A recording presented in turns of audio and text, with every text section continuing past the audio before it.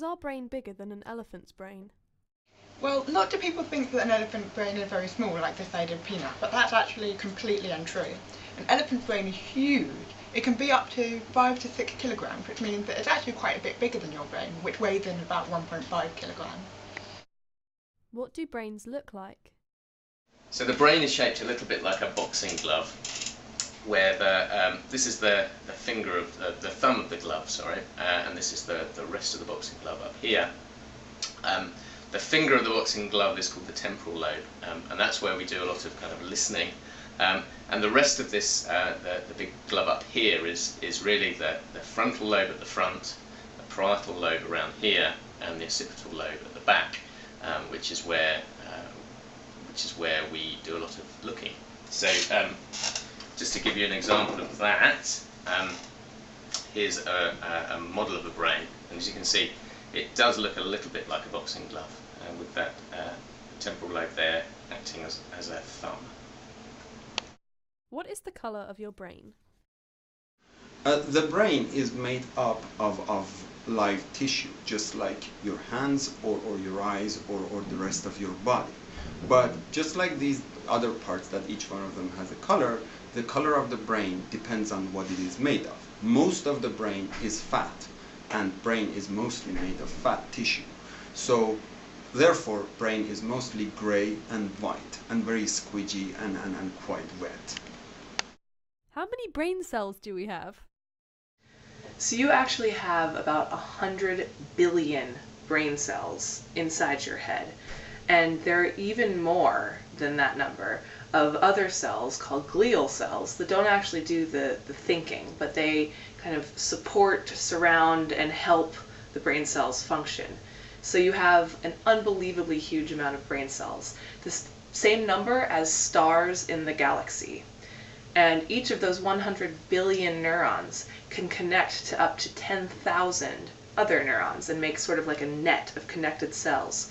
So between all of that, you have trillions and trillions and trillions of little connections between all of your brain cells. What do brain cells look like? So brain cells look almost like a little tree. They have one end that has lots of little tiny branch-looking things called dendrites. And those receive incoming information from other neurons. And then this information goes down to kind of the main body of the neuron called the soma. And then this sends a message down the really long trunk of a brain cell, which is called an axon. So the information goes down the trunk all the way to the very ends where there are little things that look almost like roots called axon terminals, and that's where the neuron sends out a message to other neurons. So they form kind of a big net of these little trees with information coming in at one end, traveling down through the axon, and then coming out the other end and going on to other cells. What happens to our brain when we die? Okay, imagine how is your brain working. So basically your heart will like push all the blood into your brain and bring some nutrition and oxygen. So if you die and your heart will just stop pumping, then your brain will get nothing from your heart. So your brain will be also stop working as well. So it will just like other part of your body, so be decomposed and just into dirt. Yes. Can your brain grow? Your brain can grow. So when you're born as a baby, your brain is quite small and it does grow a bit, but not as much as the rest of your body grows. But what's important is not how big it grows, but how all the parts of it connect. So what's really important is how the different parts of the brain connect to each other and how those connections grow and become stronger. So you have lots and lots of connections, and then you strengthen them, so you lose some of them, but some of them become really good connections, like a motorway between two places rather than like a windy road. So that's how brains grow, and the important way how brains grow is through the connections. Can your brain get smaller? I think the answer to that is yes. So what we can show is that as you get older, and we're really talking about sort of very old people in their sort of 60s and older, they tend to show that the size of their brain shrinks as they reach that older age. There's also some evidence to suggest perhaps that our brain can get slightly smaller when it gets better at doing things. So it's becoming slightly more efficient at doing a particular job. It might get slightly smaller. What happens to your brain when you're angry or happy? What happens when you're sad? Well, even though those are three quite different emotions, the brain actually doesn't distinguish that much between them. It sort of depends what bit of the brain you're looking at. In the olden days, the way you would answer that question is to sort of identify one region of the brain that maybe was active in an MRI scanner during happiness or sadness, and then you would kind of try to differentiate it between other emotions. But nowadays, people are a little bit more interested in how that area connects to other areas. So when you're looking at happiness, there are some things it has in common with sadness. You know, things are more significant to you if you're happy when you learn about it, same when you're sad when you learn about it. And some people are a little bit better at learning about the world when they're happy, and other people are a little bit better about learning about an environment when they're sad. And that kind of might predict development of different psychiatric disorders. So it's a little bit more complicated than one area being involved in one and one area being involved in the other. Having said that, the area of the brain in general could be thought of as like the center of the brain. So the brain has a cortex, which is the outside, and a subcortex, which is like the inside. And all of these emotions that you're talking about in general have a lot to do with the inside of the brain. And then the interactions between this inside of the brain, the subcortex, and the outside could determine like whether you're angry about a social situation versus something you read verbally versus something you've seen. So how you're experiencing that will determine how you feel it, basically. What would happen if you didn't have a brain?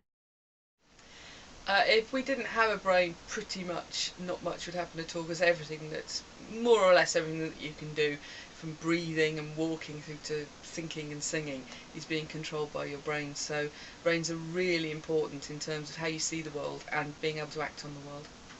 Is it true that your brain controls you? It is true.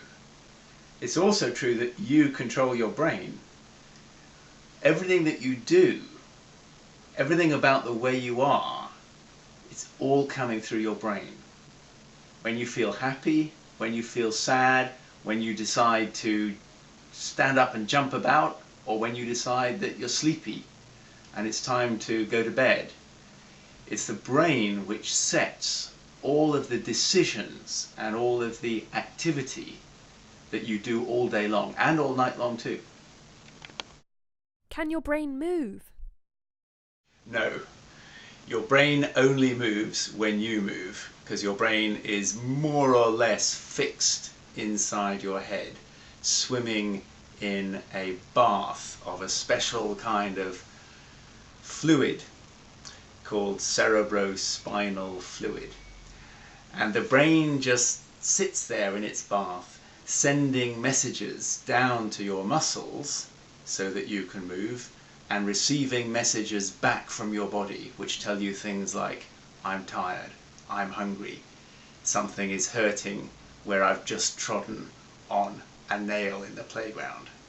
But the brain just sits there receiving all of this information and sending signals back out to the muscles to say what to do, and the brain is only going to move if one of those signals that it sends goes to the muscles of your legs to make you start running away.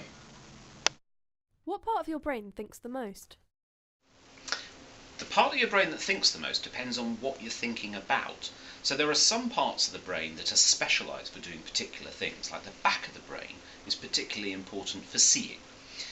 Probably I'd answer that question by saying the part of your brain that's always thinking all the time is the front of your brain, the bit called the frontal cortex. And because that's the bit that's always planning, evaluating, thinking, the bit that gets us out of bed in the morning, that helps us go to school, or say we don't want to go to school, the bit that makes all the plans and thoughts for the future. So I think that's the bit that's most always thinking. In what ways can your brain get damaged? A brain can get damaged when there is not enough blood going to the brain. Either the blood vessel is closed up, or the blood vessel bursts and a lot of blood flows through the brain, and then there's a lot of damage. So sometimes a person can fall really hard and bump his head, or sometimes through a car accident, or sometimes in younger adults or older people, they have something what we call a stroke. Can your brain glow? Our brains don't glow, but you might have seen a picture like this, where it looks like some bit of the brain is actually glowing. But that's not what's happening in this picture. What's happened here is researchers have taken a picture of the brain while it's doing something, while it's doing an activity, and then they've done some tests to see which bit of the brain was the most active while that person was in the scanner. And then they coloured in the bit where the brain was most active, and that's what looks like glowing. Is your brain bigger than your stomach? Your brain is actually about the same size as an empty stomach, but your stomach can stretch a lot, so that when you eat a lot of food, your stomach actually stretches and gets bigger. And your brain can't do that. Your brain is always the same size because it's inside of your skull, and your skull doesn't stretch at all. So yes, your brain's about the same size as your stomach when you don't have any food in it, but as soon as you put some food in it, then your stomach is slightly bigger than your brain. What happens with your brain while you're sleeping? What does your brain do when you dream? It's fair to say that we still don't know a lot about what happens when we're asleep, which is interesting because in fact we're asleep for about a third of our lives. So that's a lot of time to not know much about. But one of the things that seems to happen when we're dreaming and when you're having quite vivid dreams, an argument is that actually your brain is teaching your parts of your brain about the things that have happened to you that day and kind of filtering it and organising it. So sometimes things that you recognise and things that have happened to you turn up in your dreams, and the argument is that that's actually because of what the dream is reflecting, your brain sort of storing information about what's happened to you during the day. When I sleep, does my brain grow? Well, I think the answer to that is yes. So there are some studies that have been done where people have looked at what happens when people try to learn new words. So what the researchers have done is created made-up words, and they've made those made-up words by basing them on real words. So a good example of that is the word cathedral, which is another word for church, and the researchers changed that into a made-up word called cathedric. And what they show is that after people have slept, they can show evidence that that particular word, cathedric, has kind of gone into their mental dictionary of different words. So, and they don't show that after the same amount of time that hasn't involved sleep. What does my brain do while I eat?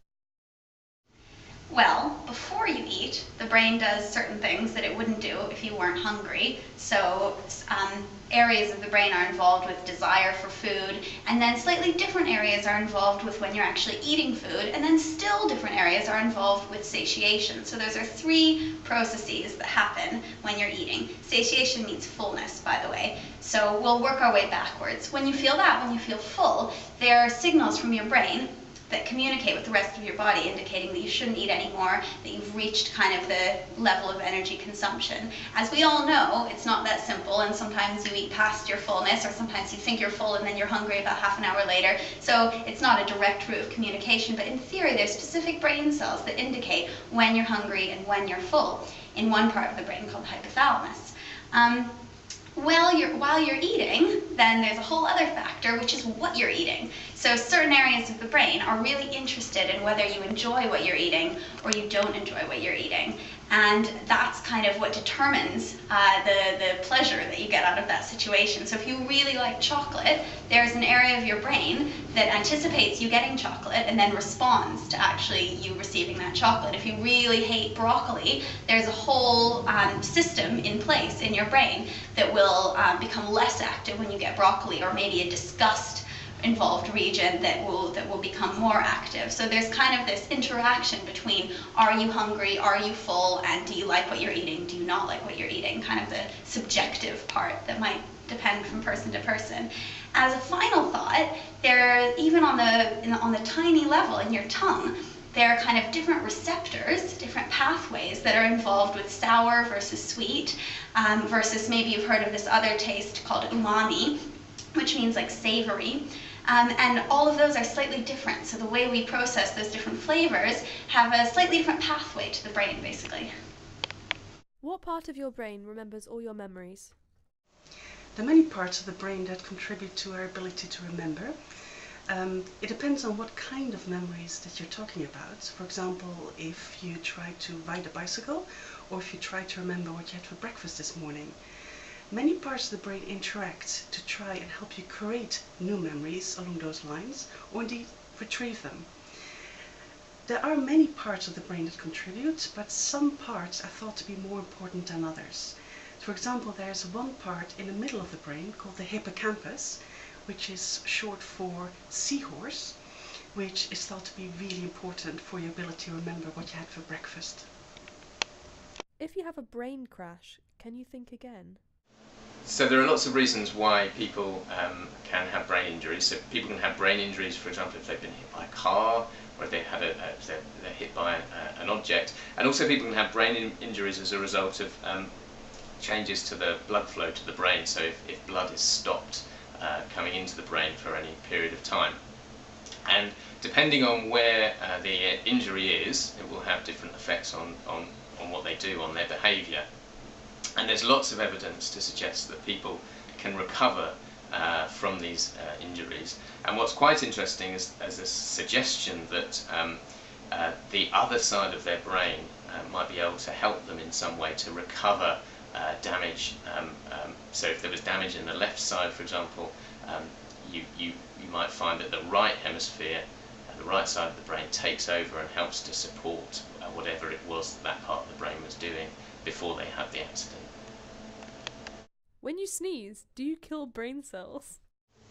This is a common thing that people are worried about, but the answer is no. You do not kill brain cells when you sneeze. When you sneeze, you do increase the pressure in your head, but you only do this a very little bit and for a very short amount of time, so it's not enough to actually kill any of the brain cells. So don't worry.